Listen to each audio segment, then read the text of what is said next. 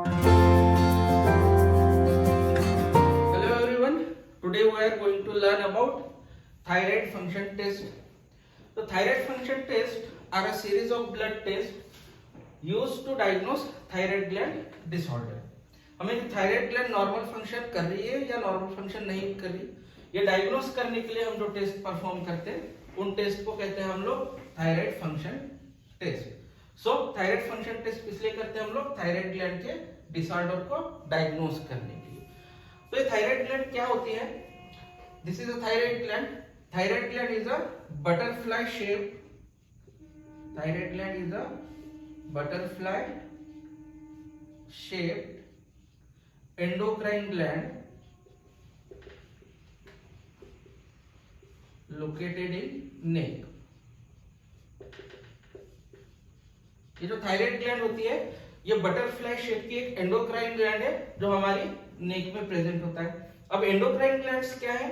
Endocrine glands हमारे body में जो ग्लैंड्स होती है दो टाइप्स की ग्लैंड्स होती है, एक exocrine gland, another is endocrine gland. Exocrine gland ऐसे ग्लैंड है कि जो उनका सिक्रेशन डक्ट के थ्रू करते हैं, और एंडोक्राइन ग्लैंड ऐसे ग्लैंड है कि जो उनका सिक्रेशन डायरेक्टली ब्लड स्ट्रीम में करते हैं। तो ये जो थायराइड ग्लैंड है ये इसका सिक्रेशन डायरेक्टली ब्लड स्ट्रीम में करती है, इसीलिए ये क्या है? एक एंडोक्राइन ग्लैंड है। अब ये इसका थायराइड ग्लैंड का मेजर फंक्शन क्या है? Major function of the thyroid gland is to secrete thyroid hormones. Thyroid hormones कौन से? T3 and T4। So thyroid hormone first secrete करती है T4। T4 is also called as thyroxine और tetraiodothyronine और tetraiodothyronine। अब tetraiodothyronine इसीलिए कहते हैं क्योंकि इसमें 4 आयोडीन के मॉलिक्यूल्स होते हैं, इसलिए इसको टेट्राआयोडोथायरोनिन कहते हैं। अब ये जो टेट्राआयोडोथायरोनिन है ये कन्वर्ट होता है T3 में, दैट इज ट्राई आयोडोथायरोनिन। अब ट्राई आयोडोथायरोनिन मतलब 3 आयोडीन के molecules.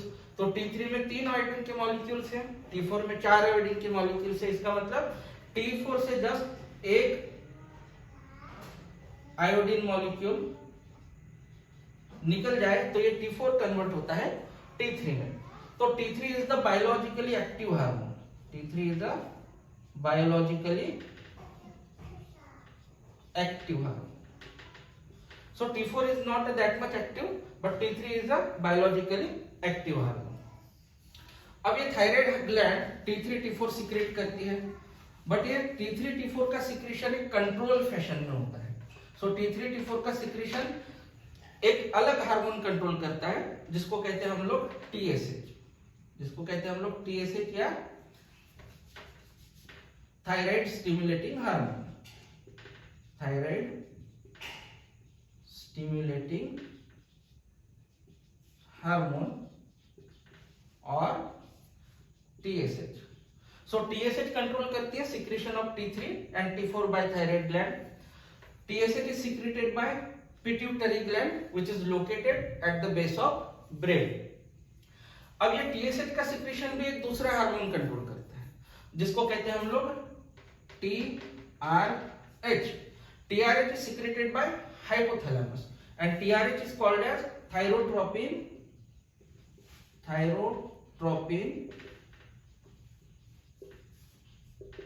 releasing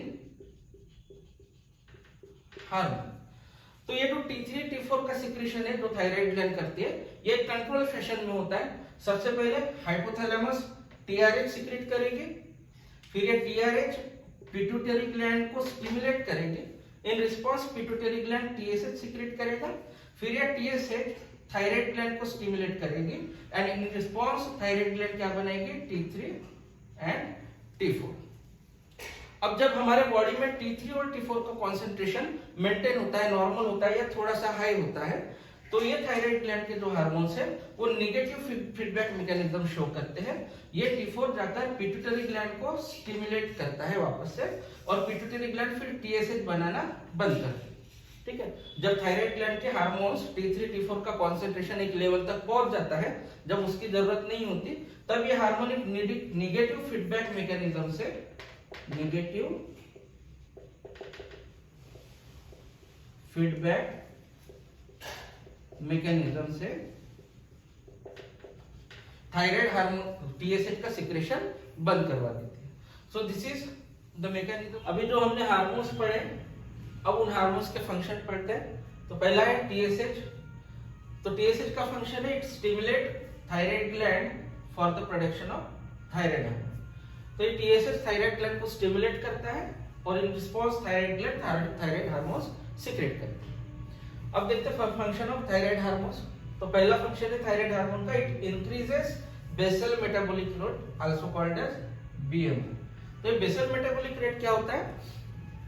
it is the rate of energy utilization per minute at resting condition. जब हमारी बॉडी एक रेस्टिंग कंडीशन में होती है और जो एनर्जी का यूटिलाइजेशन होता है पर मिनट में, एक मिनट में जितनी एनर्जी हमारी बॉडी यूटिलाइज करती है उस रेट ऑफ एनर्जी यूटिलाइजेशन को कहते हैं हम लोग बेसल मेटाबॉलिक रेट। दूसरा फंक्शन है it regulate the long bone growth. हमारी बॉडी के जितने भी लॉन्ग बोन्स हैं उनकी ग्रोथ को भी रेगुलेट करता है थायराइड हार्मोन्स। फिर है development and differentiation of all cells of human body. हमारी ह्यूमन बॉडी के जितने भी सेल्स हैं उनकी डेवलपमेंट और उनके डिफरेंशिएशन में भी हेल्प करता है। फिर है regulate metabolism of protein, fat and carbohydrate. Protein, fat और कार्बोहाइड्रेट के मेटाबॉलिज्म को भी रेगुलेट करता है। मेटाबॉलिज्म मतलब it involve two process, anabolism and catabolism. Anabolism means synthesis of compounds और कैटाबॉलिज्म मींस डिग्रेडेशन ऑफ या ब्रेकडाउन ऑफ कंपाउंड्स। और लास्ट फंक्शन है स्टिमुलेट मेटाबॉलिज्म ऑफ विटामिन। जो विटामिन है, विटामिन के मेटाबॉलिज्म को भी स्टिमुलेट करने में हेल्प करता है thyroid hormones. So guys these are the functions of TSH and thyroid hormones. तो अब हम देखेंगे normal ranges of hormones, thyroid hormones. तो first TSH in adult 0.5 to 5.5 milli international unit per litre. In pregnancy 0.1 to 2.5 milli international unit per liter in first trimester, 0.2 to 3.0 in second trimester, 0.3 to 3.5 in third trimester. The normal range of T3 in adult 60 to 180 nanogram per dl, 0 to 5 years 100 to 260 Ng per dl, 6 to 10 years 90 to 240 Ng per dl, and 11 to 14 years 68 to 186 Ng per dl. Normal rate of T4 are in adults 3.2 to 12.6 microgram per dl, 0 to 3 days 8.2 to 19.9, 4 to 7 days 6.0 to 15.9, 8 to 360 days 6.1 to 14.9, 1 to 3 years 6.8 to 13.5. Normal range of FT3 is 2.3 to 4.2 picogram per ml, and normal range of FT4 is 0.89 to 1.76 Ng per dl. So these are the normal ranges of TSH, T3, T4 and FT3 and FT4. These normal ranges may vary lab to lab. Which method is used to detect these hormones? So guys, these are the normal ranges.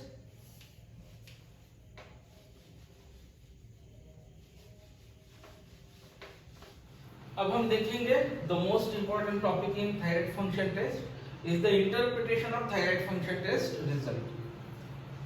तो इसमें देखेंगे अगर TSH लो है और T3 T4 high है तो उस condition को कहते हैं हम लोग हाइपरथायरॉइडिज्म। TSH लो है, T3 T4 अगर हाई है तो हाइपरथायरॉइडिज्म। TSH लो है, T4 नॉर्मल है और T3 अगर हाई है तो इसको कहते हैं हम लोग T3 टॉक्सिकोसिस। TSH अगर हाई है और T3 T4 लो है इसको कहते हैं हम लोग हाइपोथायरॉइडिज्म। और TSH, T3 और T4 ये तीनों अगर लो है तो इसको कहते हैं हम लोग hypothyroidism secondary to pituitary gland. और अगर TSH, T4, T3 तीनों का लेवल अगर हाई है तो इसको कहते हैं हम लोग hyperthyroidism secondary to pituitary gland. अब ये जितने भी कंडीशंस हैं हम लोग एक एक करके समझ सकते हैं।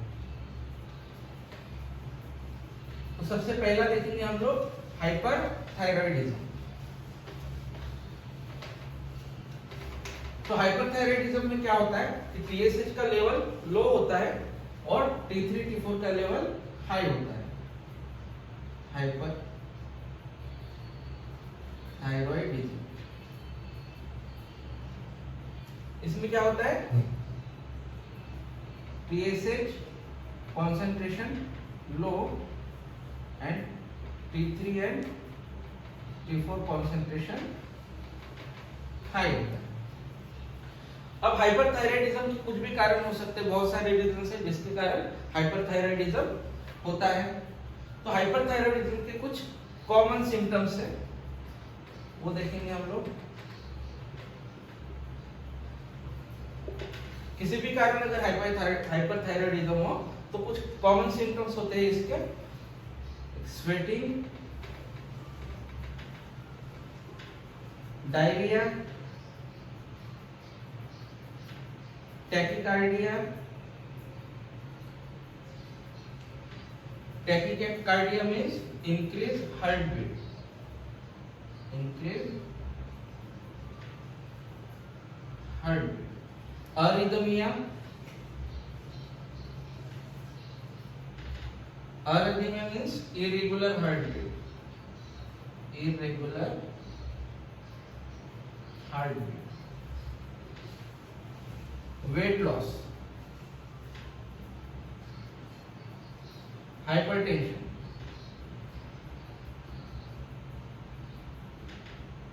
and nervousness. So these are the common symptoms for hyperthyroidism. Hyperthyroidism होने के कोई भी कारण हो सकते हैं, किसी भी रीजन से हो सकता है हाइपरथायराइडिज्म। अगर हाइपरथायराइडिज्म होता है तो ये कॉमन सिम्टम्स है।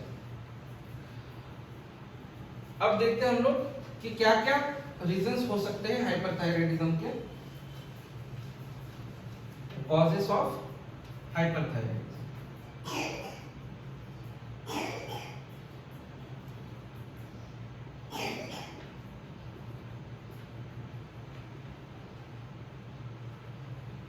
The first most common cause of hyperthyroidism is Graves' disease.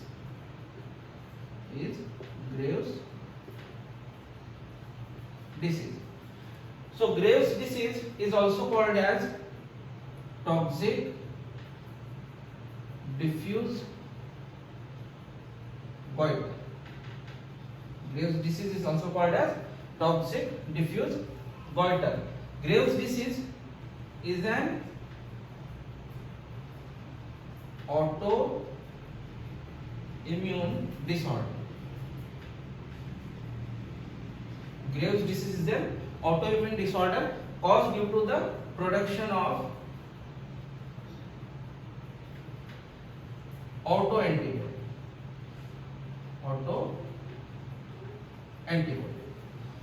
This autoantibody is TSH receptor antibody. TSH receptor antibody mimic the function of thyroid stimulating hormone and it binds to the TSH receptors on thyroid gland. Thyroid gland में जो TSH के लिए receptors होते हैं, उन receptors पे ये TSH receptor antibodies bind होती है। तो हाइपरथायराइडिज्म में क्या होता है, T3 का और T4 का कंसंट्रेशन हाई होता है, इंक्रीज होता है, और टीएसएच का कंसंट्रेशन लो होता है। मतलब इस ग्रेव्स डिसीज में क्या होता है, high concentration of T3 and T4 and low concentration of TSH। जब हमने देखा था कि TSH पिट्यूटरी ग्लैंड सीक्रेट करती है और ये TSH इस थायराइड ग्लैंड को स्टिमुलेट करता है और फिर थायराइड ग्लैंड T3 और T4 बनाती है। मतलब T3 और T4 कब बनता है, by the action of TSH on thyroid gland. But in Graves disease क्या होता है कि T3 T4 का कंसंट्रेशन तो हाई है बट TSH का कंसंट्रेशन लो है। तो TSH का कंसंट्रेशन लो है फिर भी थायराइड ग्लैंड T3 T4 बनाई जा रही है। जबकि अगर क्योंकि TSH थायराइड ग्लैंड को स्टिमुलेट करता है और TSH का कॉन्सेंट्रेशन तो कम है, TSH का कॉन्सेंट्रेशन अगर कम है तो वो थायराइड ग्लैंड को स्टिमुलेट कैसे करेगा? अगर थायराइड ग्लैंड स्टिमुलेट नहीं होगी तो T3 T4 बनेगा कैसे? तो ये T3 T4 फिर भी हाई हो रहा है, इसका कारण क्या है? ऑटो एंटीबॉडी जो हमने देखा था अभी, TSH रिसेप्टर एंटीबॉडी। ये एंटीबॉडी क्या करता है? TSH जो फंक्शन परफॉर्म करता है वही same function TSH receptor antibody perform करती है। अब यहाँ पर क्या होता है? TSH के जगह पर ये एंटीबॉडी थायराइड ग्लैंड को स्टिमुलेट करती है और थायराइड ग्लैंड क्या बनाता है? फिर T3 और T4 बनाती है। यहाँ पर TSH फंक्शन नहीं कर रहा है, यहाँ पर TSH थायराइड ग्लैंड को स्टिमुलेट नहीं कर रहा है। यहाँ पर कौन स्टिमुलेट कर रहा है थायराइड ग्लैंड को? TSH receptor antibody. ये TSH एंटीबॉडी, ये TSH receptor antibody thyroid gland को स्टिमुलेट करेगी और थायराइड ग्लैंड T3 T4 का सिक्रेशन करते जाएगी। इस तरह से थायराइड ग्लैंड का स्टिमुलेशन होते रहेगा, T3 T4 का कॉन्सेंट्रेशन बढ़ते रहेगा। बट TSH का कॉन्सेंट्रेशन कम होता है। TSH का कॉन्सेंट्रेशन कम क्यों होता है? क्योंकि T4 का कॉन्सेंट्रेशन इंक्रीज हो रहा है और ये T4 by negative feedback mechanism TSH का कॉन्सेंट्रेशन कम कराती है। ये T4 पिट्यूटरी ग्लैंड को सिग्नल भेजती है कि अब TSH का लेवल कम करें। तो ये रीजन है कि जिसमें TSH का कॉन्सेंट्रेशन लो होता है और T3 T4 का कॉन्सेंट्रेशन हाई होता है। So this is one of the cause of hyperthyroidism. The symptoms of Graves' disease are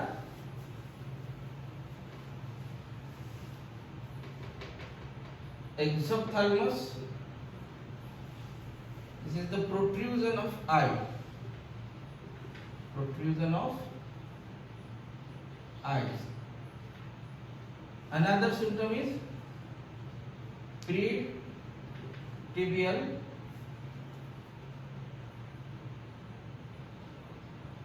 myxedema. This is the swelling of legs. Swelling of legs. Third is diffuse goiter. Diffuse. And fourth is thyroid eye disease. So this is about Graves' disease. So Graves disease हमने देखा कि Graves disease क्या है? Autoimmune disorder है जिसमें TSH receptor antibodies form होती है और वो एंटीबॉडीज थायराइड ग्लैंड को स्टिमुलेट करके T3 T4 का सिक्रेशन इंक्रीज करती है। So second cause of hyperthyroidism is a multinodular goiter. Second cause of hyperthyroidism is a toxic multinodular goiter.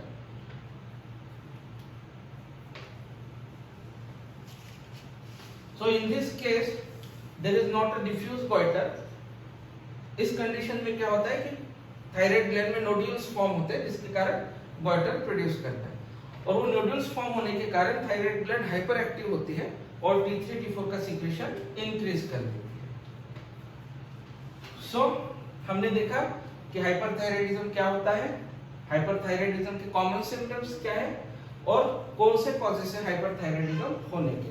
तो Graves disease and toxic multinodular goitre are the most common cause of hyperthyroidism. अब देखते हैं हम लोग hypothyroidism.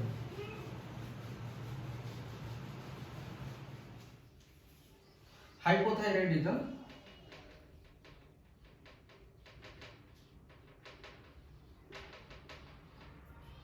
so hypothyroidism is characterized by increased concentration of TSH and decreased concentration of thyroid hormone T3 and T4. So hypothyroidism is characterized by increased concentration of TSH and decreased concentration of T3 and T4. The symptoms of hypothyroidism are tiredness, weight gain, depression, abnormal bone development, dry skin, slow heart rate, miscarriages and irregular menstrual periods. So these are the symptoms of hypothyroidism. Now we see what are the causes of hypothyroidism. So most common cause of hypothyroidism is iodine deficiency. So in developing country, the iodine deficiency is the most common cause of hypothyroidism. अब iodine deficiency में क्या iodine की कमी होती है, और ये जो थायराइड ग्लैंड है हमारी दो हार्मोन सीक्रेट करते हैं T3 T4. T3 T4 iodine molecule से बने होते हैं. Iodine molecule is the key element in T3 T4. अब आयोडीन की कमी है तो थायराइड ग्लैंड T3 T4 नहीं बना पाएगी, और जब T3 T4 नहीं बनता है तो सिग्नल जाता है ब्रेन में पिट्यूटरी ग्लैंड को. पिट्यूटरी ग्लैंड TSH सीक्रेट करेगी. TSH थायराइड ग्लैंड को स्टिमुलेट करेगा कि T3 T4 बनाना है करके, बट थायराइड ग्लैंड के पास आयोडीन मॉलिक्यूल की कमी है, इसलिए थायराइड ग्लैंड T3 T4 नहीं बना पाएगा. फिर से सिग्नल जाएगा ब्रेन में, ब्रेन फिर से TSH सीक्रेट करेगा, पिट्यूटरी ग्लैंड फिर से TSH सीक्रेट करेगी, TSH फिर से थायराइड ग्लैंड को स्टिमुलेट करेगा, but thyroid gland T3 T4 बना ही नहीं पाती due to the deficiency of iodine. तो ये जो प्रोसेस है, प्रोसेस चलते रहता है. सिग्नल पिट्यूटरी ग्लैंड तक जाता है, पिट्यूटरी ग्लैंड TSH बनाता है, TSH फिर से थायराइड ग्लैंड को स्टिमुलेट करता है, but thyroid gland T3 T4 बना ही नहीं पाते. तो इस कारण क्या होता है, T3 T4 का कंसंट्रेशन कम हो जाता है और TSH का कंसंट्रेशन इंक्रीज हो जाता है. अब ये बार बार थायराइड ग्लैंड को स्टिमुलेट करता है TSH, इसके कारण थायराइड ग्लैंड में स्वेलिंग आती है और उसको कहते हैं हम लोग गॉइटर.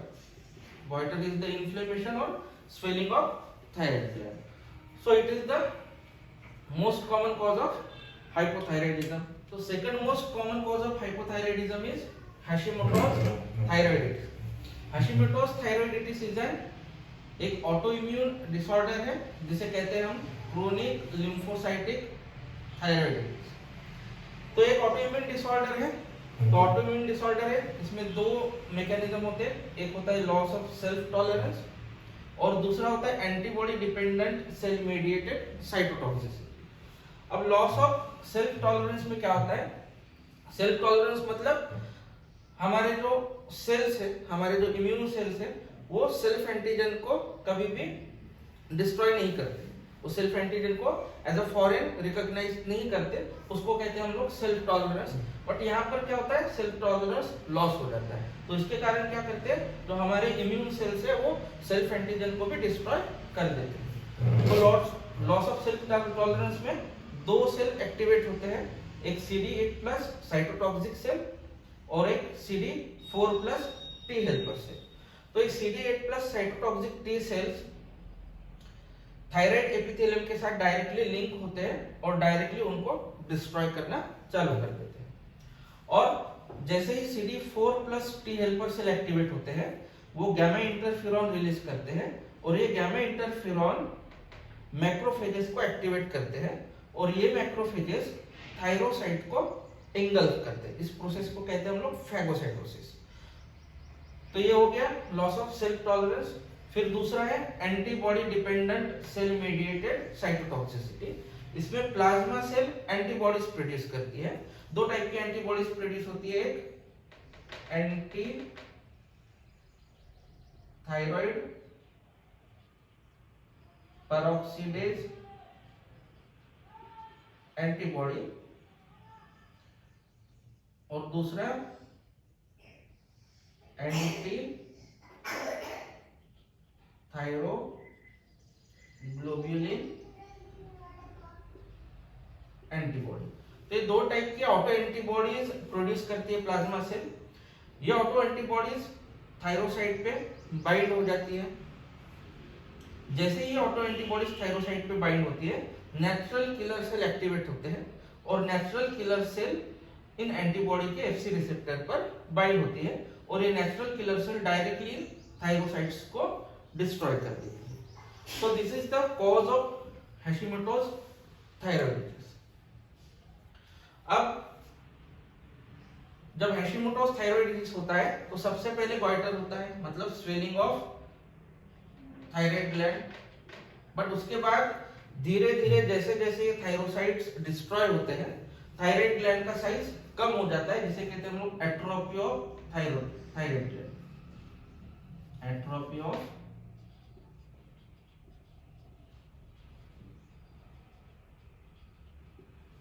Thyroid gland.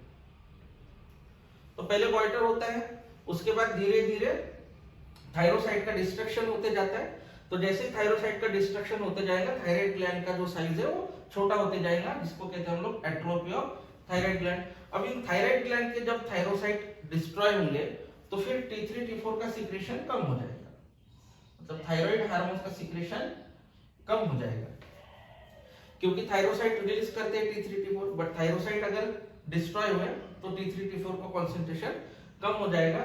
फिर पिट्यूटरी ग्लैंड तक सिग्नल जाएगा, पिट्यूटरी ग्लैंड TSH सीक्रेट करेगा, TSH थायराइड ग्लैंड को स्टिमुलेट करेगा, but in response thyroid gland T3 T4 नहीं बना पाएंगे due to the destruction of thyrocytes. Process continue चलते रहेंगे, इसके कारण TSH का लेवल इंक्रीज होगा और T3 T4 का लेवल डिक्रीज होगा। तो हैशिमोटोस थायराइडिटीज में due to the autoimmunity TSH का कंसंट्रेशन इंक्रीज होगा, T3 T4 का कंसंट्रेशन डिक्रीज होगा। So these are the causes of hypothyroidism. First is iodine deficiency, which is mostly seen in developing country, and second most common cause is Hashimoto's thyroiditis, which is mostly seen in developed countries. So this is all about hyperthyroidism and hypothyroidism. So अभी तक हमने जो देखा है thyroidism, वो primary hyperthyroidism था और primary hypothyroidism. अब हम देखेंगे कि सेकेंडरी हाइपरथायरॉइडिज्म और सेकेंडरी हाइपोथायरॉइडिज्म क्या होता है।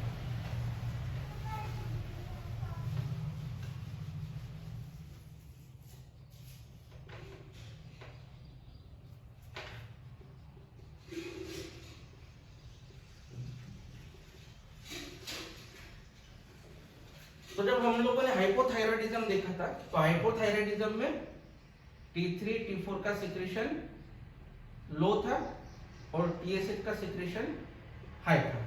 बट सेकेंडरी हाइपोथायरॉइडिज्म में क्या होता है कि T3 और T4 का सिक्रेशन लो होता है, उसके साथ साथ TSH का सिक्रेशन भी लो होता है। तो यहाँ पर तीनों हार्मोन्स का सिक्रेशन कम है। अब ये क्यों होता है? It is not due to the thyroid gland disorder. जब हमने हाइपोथायरॉइडिज्म देखा था, तो हाइपोथायरॉइडिज्म में थायराइड ग्लैंड का डिसऑर्डर था, थायराइड ग्लैंड का इशू था। बट इन सेकेंडरी हाइपोथायरॉइडिज्म ये थायराइड ग्लैंड से रिलेटेड नहीं है, it is related to either pituitary gland और हाइपोथैलेमस। एक तो पिट्यूटरी ग्लैंड का डिसऑर्डर है या फिर हाइपोथैलेमस का डिसऑर्डर है। अगर पिट्यूटरी ग्लैंड का disorder it may be due to a cancer और tumour.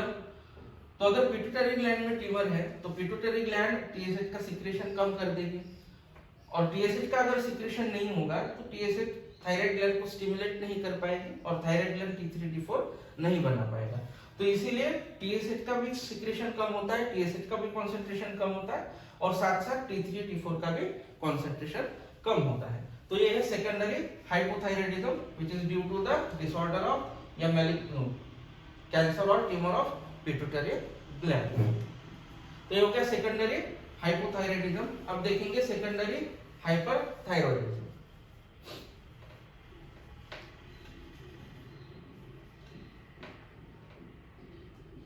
Secondary hyperthyroidism.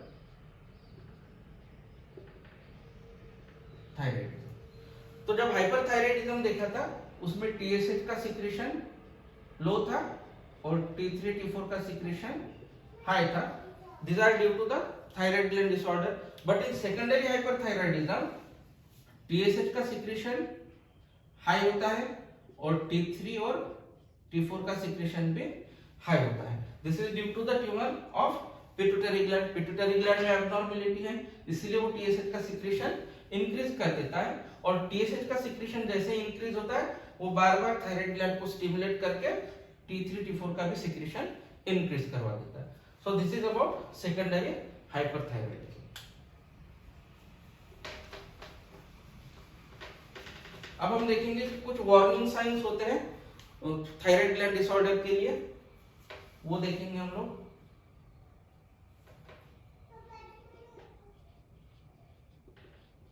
warning signs of thyroid gland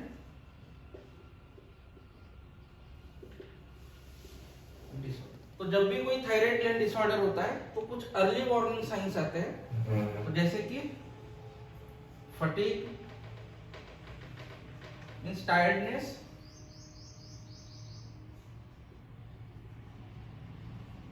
weight loss,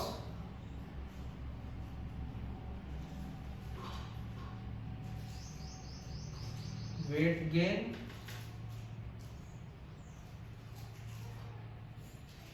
increased heart rate,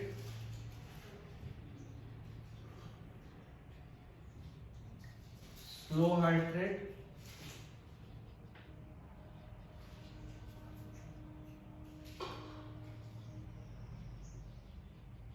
increased sensitivity to heat and increase